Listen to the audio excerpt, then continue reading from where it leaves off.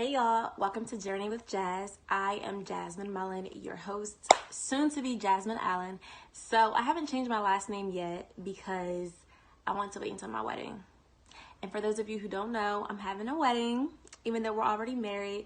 Us being married together, us going to God and making this decision as one, that was just our commitment to God. That was our commitment to each other.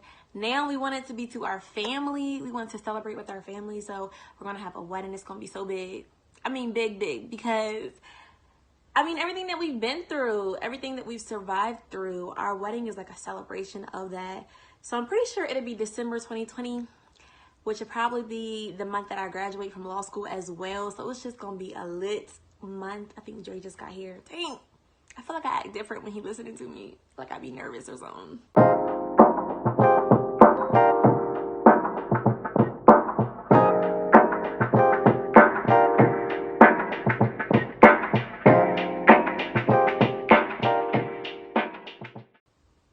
Anyway, real quick, let me show y'all my ring because in my last, don't look at my nails.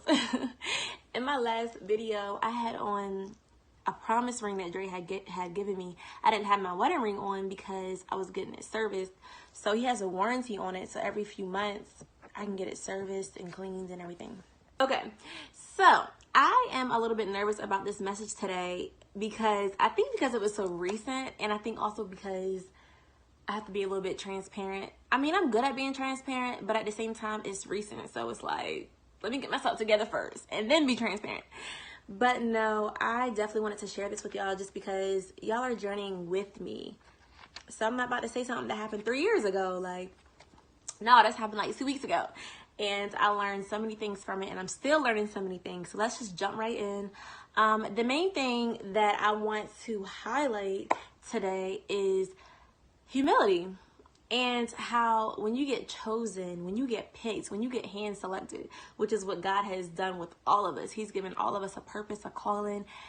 He has plans to fulfill in our life. So it's important to have humility because when you have humility, your heart is in a certain posture.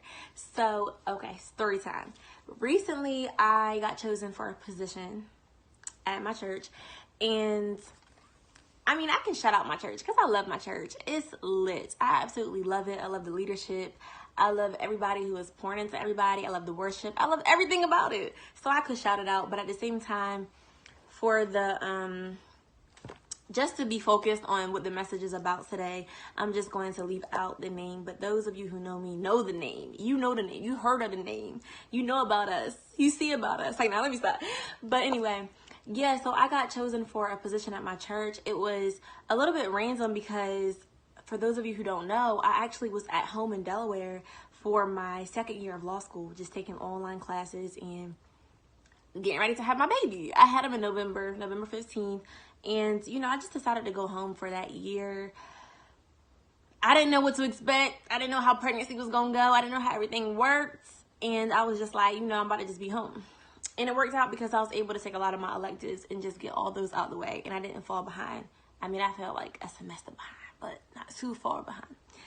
Anyway, the reason why the position was random was because, usually you're at a place, you're serving in a place, and you're working your way up to a particular platform for a long time, before you're chosen or appointed somewhere. And just a little side note about that, when God is going to choose you for something, when he picks you, when he says, I want that one, it doesn't matter what happens. It doesn't matter how your life derails. It doesn't matter how you get off track from your walk. You just got to bring it back in because he still has that seat waiting for you. He still has that table waiting for you. That office still has attorney Jasmine Allen on the door. Nothing changed. It may have gotten delayed, and it may be different in the way that it will manifest, but it's still for you. And that is what I've noticed the most. A lot of opportunities that you would think I would lose, I still got. And it's not because I'm the stuff, but it's just because God had already predestined me for those opportunities and for those doors long before I was able to make any decisions. And so it was just so encouraging to know that he didn't change his mind about me. Okay, so back to this position. So I was so grateful for it. I was so excited, and I just wanted to jump right in. I had so many ideas. I had a vision. I had a plan. I was like, this is what we're going to do. And so I had all of the passion, but I don't want to say I didn't have humility. Okay, that's what it is. I had blinded pride. That's what I'll call it. Because, I'm praying and I'm seeking God, and I'm like, all right, this is what God is telling me. This is the direction that he wants the group to take. And at the same time, I kind of felt like I was being encouraged to a certain extent to act in that assertive role. But at the end of the day, it was really my heart posture that God had to deal with. So, like I said, I'm writing down my ideas. I'm seeking God. I'm praying. And I really feel like, God is leading me to take charge, and he's leading me to step into the assertive role that I stepped into. But the reason why I say it's blinded pride is because I didn't see that I had pride in my heart. I didn't realize that I was thinking in my mind, oh, I have so many experiences. Oh, I've done this at ODU. I've done this at Regent. I put on all these big events. So I know how this works. I know how this goes. And the reality of it is, it was supposed to be, or it is, a new territory. So new territory. When I say territory, I just mean a new chapter, a new land, a new, just like a new part of your life. It could be a new position, a new relationship. It could be a new job, a new home, just something new that you're not used to. It's considered new territory because you don't know what's there. You don't know what already exists. And that's what I kind of want to touch on a little bit. But, so I have blinded pride. So the first thing that I want to say is, you don't know. You're going in clueless. If you try to take charge in an unfamiliar territory, you'll be defeated. Period. If you go to Hawaii, okay, and you jump off of a plane and you just jump and just start walking around the town, walking up to the ocean, walking here, walking there, you're going to get lost. You're going to get lost. You might get robbed. You might get kidnapped. I don't know what's going to happen. But the thing is, we have people who are, what are they called? They're the people who direct you and show you where everything is when you go to a new place. So you're the tourist. I'm going to look it up and then put it in here because I can't think of what it's called.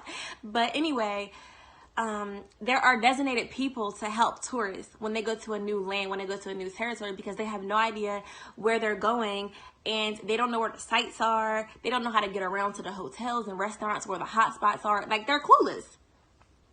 You have no idea what to expect, what exists, the people that are there, the strategies used to obtain the land. You're just ignorant.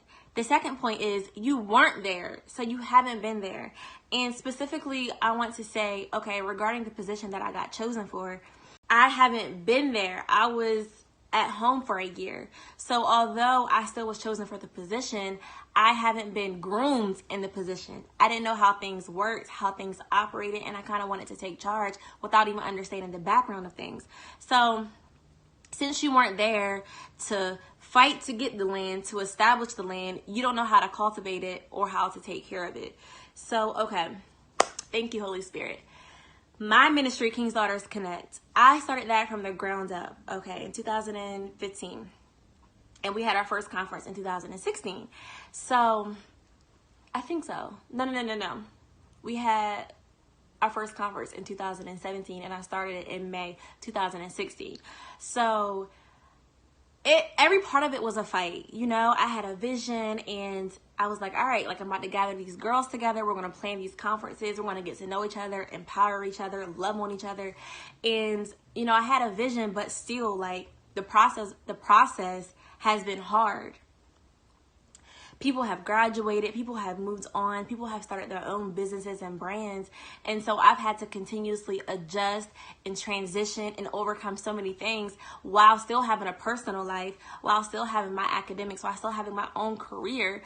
So I've been fighting in my ministry this entire time. I know the ins and outs. I know all the things that we've all went through throughout the ministry. People who may have been hurt just because we're human throughout the ministry. I know who my champions are. People who have stood there throughout the ministry. I'm going to name them. Jada White, Jasmine Styles, Alicia Chestnut, Christiana Cole from back in the day, Jasmine Jackson. Let me see. Who else?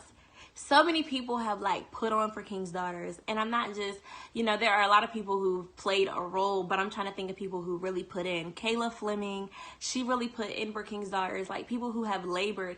I got some new people, Janae, Ned, like, there are so many people who've been in and out of my ministry, and so I could sit and name and think of all the people that I'm thankful for, and Lord forgive me if I forgot anybody. But what my point is that I've been there. I know what it took to establish it. I've been fighting within it. But when I came into this new position for the ministry at church, since I wasn't there and I haven't fought the same battles that the people who have been there fought, and I haven't established it the way that they have been there, there's a lot of things that I didn't understand. And also, when you haven't been there, you don't know how to cultivate it. Because remember, the process is preparation for when we actually steward over the thing that God has given us. I'm going to say that again. The process is preparation for when we actually steward over the thing that God has given us. So, for example, my house. We just bought this house. We renovated this house with our bare hands. It's been a process. It's been all summer. But in the process, we've been learning how to steward over the finances, the bills, the loans, the credit cards, the rent, every single thing, every single expense that has gone into taking care of this home. We've been learning that thing during this process. So in this particular organization, in the ministry, since I did not go through that process, I wouldn't even have known how to steward over it as the leader because I didn't fight to establish it, period. So that's why blinded pride can be difficult, because I didn't see all these things at first. Now, I also wanted to touch on something. I'm going to talk about my relationship, my marriage, really quick. So another thing is, when you come into something new, whether it be a new relationship or a new marriage, you have to remember that you don't have this person figured out. Just because you know a little bit about their background, just because you know a little bit about what they're studying and what their interests are, what their passions are, that doesn't mean you know them. That doesn't mean you know what their fears and insecurities are. That doesn't mean you know the things, the traumas that they face. I mean, we don't just open up about that stuff. That stuff takes time. You have to develop a bond and feel safe enough to talk about that stuff. So in my marriage, I have to have humility so that way I can learn Dre the way that I need to learn Dre. We've known each other almost our entire lives, so it's easy for me to say, oh, I know why he's doing that. It's because it is. Oh, I know why he's like that. It's because it is. Oh, I know why he struggles because of that. And that can blind me from really understanding what the true issue is, or understanding where I'm playing a part in the issue. So in the new relationship, you didn't grow up in the same household with the person. You don't know the battles that they fight, all their traumas, and how to meet their needs. And how can you have the answer to problems that you don't even know exist? You don't even know what the problems are, so you can't try to be like, oh, I got this figured out and I know what your problem is, and here I have the solution and I have the answer. How do you have the answer when you really don't know what the problem is? You might see the fruit of it, you might see the result of the problem, but you don't know what the root is. So that's why you have to have humility enough to say, Lord, help me to see this from this person's perspective, help me to understand their background, help me to understand the different things that are at work in this one situation that I can't see. But pride can blind you because it makes you say that you know everything, that you have everything figured out. So when you're in that new job, when you're in that new position, when you're in that new school, same thing with law school. My first year of law school, I had blinded pride. I mean, not too much, because I already knew law school was out of my league and that it was nothing but the Lord that sent me there. But at the same time, you know, you can kind of think like, oh, I got a particular topic or subject matter figured out because of this or because of this experience. And so I was quickly humbled to realize, like, I have so much more to learn about this than I thought I did. And so, again, I had to be open to being a true student. You're called a law student, not a lawyer, a law student, because you're supposed to go and you're supposed to learn. But we have to realize that there are many other areas in our lives where we're supposed to be students, and we can't go in and just say, I know what's going on. You weren't there to establish it, to build it, to fight for it. So how can you understand the ins and outs of it? The third point, so the first point is you don't know. The second point is you weren't there. The third point is you aren't ready. Pride can blind you, as I said. Pride can have you telling yourself that you're capable of something that you really aren't. You may think, I have the experiences, the skills, the talent, the passion. Choose me because I can do it. But we forget that every new season we enter is a new opportunity to trust God. Okay, so the reason why pride can blind you is because it'll make you put too much confidence in yourself and your own abilities. Remember that when you go into a new place, when you have a new opportunity, it's a new opportunity to trust God. It's a new way to get close to him, to realize that he is your provision, to realize that he is your guidance, your comfort, your peace. You may have gotten that down and mastered that in your last season, in your last home, in your last relationship, in the last school or job that you were in.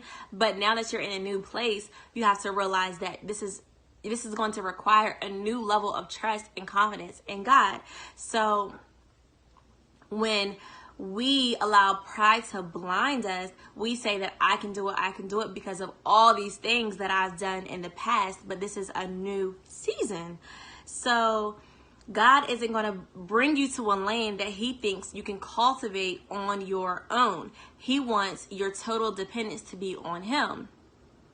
If he felt like you could cultivate it and be a steward over that lane on your own, he would just left you at the last lane, because you got to a certain point where you mastered that, where you could move on to something else, right? So he would have just left you there. But the reason why he's taking you somewhere new is because you've leveled up. So you leveled up, so that means that your relationship with him has to level up. Your trust in him has to level up. Your dependence in him has to level up. So if you go in there with blinded pride, you're not even able to see how prideful you are. You're not even able to see your weaknesses and the things that you don't know, because you're thinking that you got it all figured out. Pride can blind you. You're already in a new land. Then pride makes you overconfident that you got this. So you're not seeking God for counsel. Now, like I said, I was seeking God for counsel, and I was praying and journaling the things that I felt he was speaking to me. But I had pride in my heart. So it was hard to distinguish from God's voice and my voice, his thoughts from mine. Was he speaking or was I speaking? It wasn't until a friend, and she knows who she is, checked my thought process with the word of God that I realized I had pride in my heart. So when she checked me, she was like, okay, you're supposed to have humility. You're supposed to serve. You're supposed to execute the things that they give you to execute. So when she said those things, I'm like, dang, I can't even say nothing, because that lines up with God's word. And I start looking at my journal notes at the stuff that I feel like God is telling me. And I want to say that because sometimes us Christians, we blurb out, oh, the Lord told me this, oh, the Lord told me that, and we feel like that's law. But the thing that we have to remember is that we're human. So we may hear something from God, but it's going to be mixed in with our emotions, our feelings, like I said, our pride, and it can come out in a different way. So once I started comparing what I was writing and what she was telling me, I realized what she was telling me was what was lined up with God's word, and what I was writing was lined up with pride. So yeah, that's when I realized that I had pride in my heart, and that's when I had to do some apologizing. I had to do some explaining. I had to, explain what my true intentions were. And I think the people in leadership knew what my true intentions were, but it was the way that everything was delivered. It made me appear to be something that I wasn't, but it was rooted in blinded pride. And the reason why I say blinded is because it's not like I knew I had pride and I was just like, whatever, I have pride. No, I just didn't see it. I didn't see myself. Okay. It's important that you have people who can see you when you don't see yourself. It's important that you have people who can see you when you don't see yourself, because you need somebody who can hold up a mirror. Like, you go throughout the whole day, you look at yourself in the morning, you might look at yourself in the bathroom every now and then, but the rest of the time you don't see yourself. So sometimes you need somebody who is standing across from you to hold up a mirror and say, look at yourself. look at this, and look at this, and look at that, and start pointing out different things that you can't see. And that's what this friend has continually been in my life, and that's why she's such a powerhouse in my life and in so many other people's lives, because sometimes our thorn is our inability to see ourselves. And so you need somebody to point out different things that you can't see, so that way you can be like, okay, and if it's a trusted person, you can say, okay, this is right, I need to go check. And then you go look in the mirror yourself, and you're able to see those flaws as well now that someone pointed it out. Okay, so you don't know, you weren't there, you aren't ready. The fourth thing is you create disorder. And that's exactly what I did. When you take charge in a new or unfamiliar territory, the person in charge doesn't feel free to take charge. But they've been there. They know the ins and outs, the people, the dynamics, the foundation. Regardless of what you bring to the table, the seasoned person is more well equipped to lead because of their familiarity with the territory. Need I say more? You know, it's just like when you start a new position and you got people who've been there for years and years and years.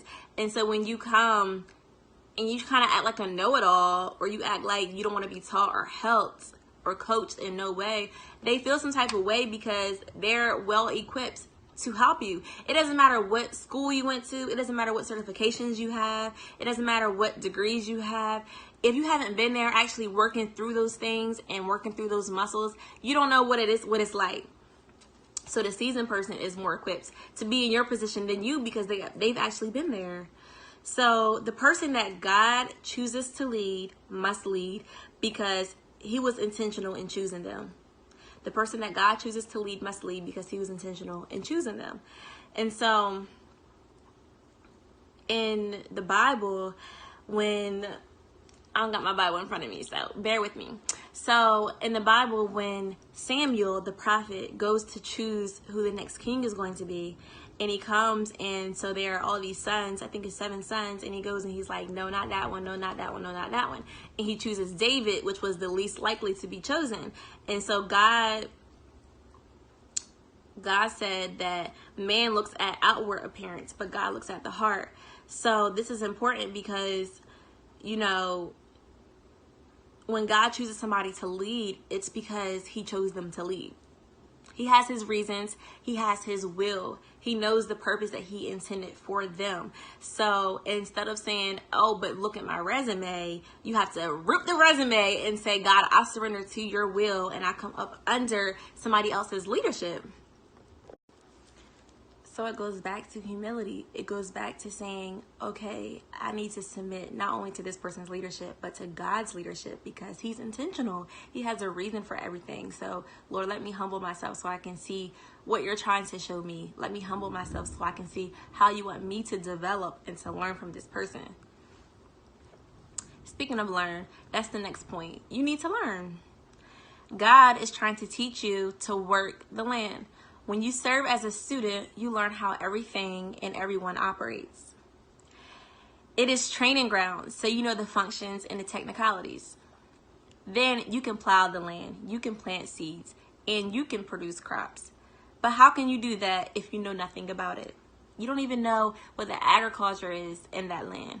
And by that, I just mean whatever place or new position you're in, you don't know what the environment is like. You don't know how things operate. You don't know the dynamics. I remember when early on, when I was in my position, I was trying to plan out an event.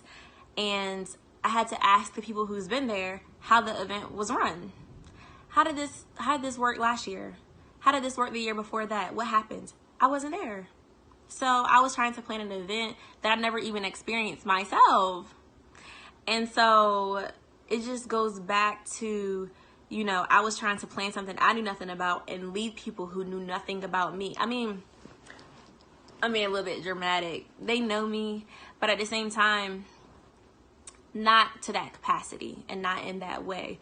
So, you know, it's kind of just like, you don't even know what it's like and you're trying to plan it. They would be more equipped to plan the event because they've actually been there. So when you're in the position of a student, you're saying, y'all teach me. Show me, let me experience these things so I know what to do. In closing, when we enter a new territory, we must be students, clothed in humility, and willing to learn everything God wants to teach us. We have to go through the process. Just to recap the points: you don't know, you weren't there, you aren't ready, you can create disorder, and you need to learn. Thank y'all for journeying with Jazz. Hopefully that blessed somebody. Hope my experiences can help somebody say, okay, I don't want to go down that lane. I want to learn from her experience. Keep tuning in with me. Please subscribe, like, comment, say something. Give me some topics. I love doing this. I'm glad I have a little bit of time before school starts. All right, I'll see y'all next time.